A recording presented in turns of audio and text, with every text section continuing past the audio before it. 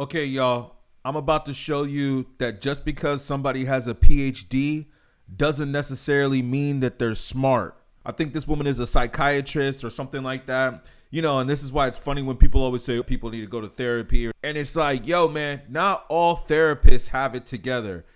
This woman talks about the male gaze between predators and male. I mean, it just doesn't even make any sense. But here, let me let you guys hear. Have you thought of the difference between male gaze and a predator's gaze?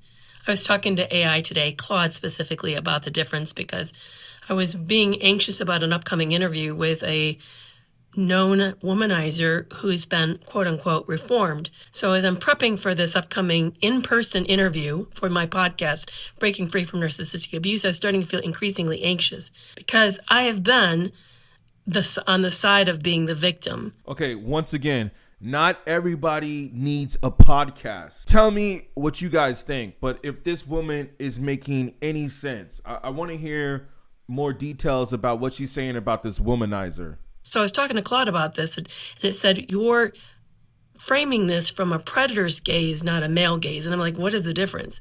Well, both of them objectify women. So women feel in a performative way like they have to show up as feminine, even when they're not being watched by anyone. We don't feel comfortable. I don't understand what the problem of showing up feminine is. Like, what is the issue with the women out here, man? It's like you got this feminist movement, but then they don't want to be feminine. I don't get it. I think most men, especially alpha males, prefer their women to be feminine. Who wants a masculine woman? I mean, am I missing something here? Are there men? I mean, I think there are a few men out there that actually prefer that. Mostly beta males, but that's not what this channel is for. This channel is for alpha males. So therefore, I don't understand what the issue is of showing up feminine and looking elegant or looking beautiful or looking like how a woman is supposed to look. Women feel in a performative way like they have to show up as feminine, even when they're not being watched by anyone. We don't feel comfortable in our bodies because we're very aware of how the viewer will perceive us. That is the male gaze, that it makes us aware of how... They're very aware of how the viewer will perceive them. That is the male gaze. So it sounds like it's a problem for a man to look at you and find you attractive. You know, that's the thing that's just so interesting with the culture out here is that we have women who dress in certain ways and flaunt around. I'm not saying all women, but there's quite a few who want to wear very revealing clothing. And I'm not just saying that that's the only thing here, but I'm just saying it's like if a man looks or happens to admire that, then they say, oh, what are you doing looking at me? Or you can look, but don't talk to me or something like that. And it's just like, it seems like women in this country are very unapproachable. I mean, I'm sure some of y'all feel this way, right? For the men out there.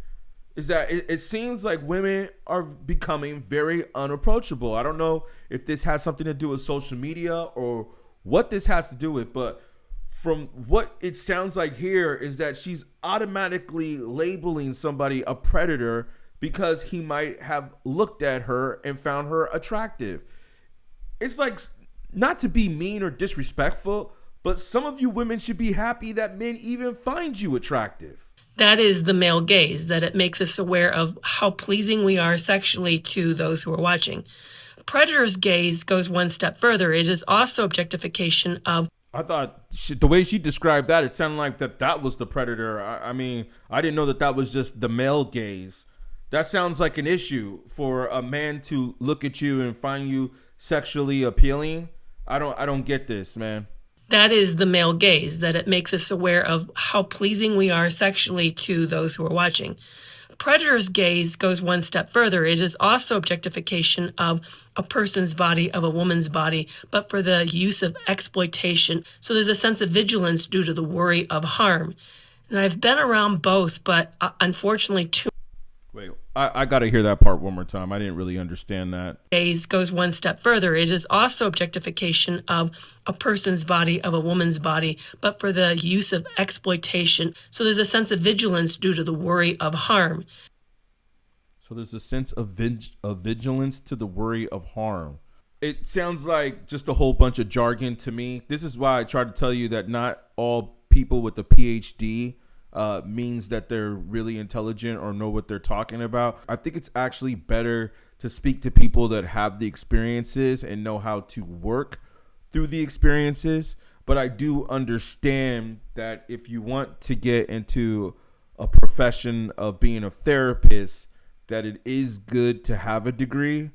But this is a prime example of just because you have a degree does not mean that you are right in your head. And the fact that she made this video makes me really question this woman's thinking. And I can't believe that she's actually trying to build a client base. Gaze goes one step further. It is also objectification of a person's body, of a woman's body, but for the use of exploitation. So there's a sense of vigilance due to the worry of harm. And I've been around both, but unfortunately too much of the predator's gaze. So I'm curious, have you thought about the differences between a male gaze versus the predator's gaze? Do you see them as something different or more on a spectrum? Yeah, this makes no sense whatsoever. This sounds overall like a person who's just afraid of having men approach her and that men that are attracted to her. And it's like, no, she doesn't want any man that she doesn't want to be attracted to her. What she wants is only the men that she's attracted to, which hence those men probably don't want her. You have some of these women that are just delusional, you know, and I'm not even just talking about this woman right here. I'm just talking about women in general, like how we have women that are obese, that let themselves go, that don't care, that talk about their fat positivity and other things. And then they think that all men want them. They really walk around thinking that like all men want them. And like, just because a man happened to look at you, they think, oh, what are you looking at?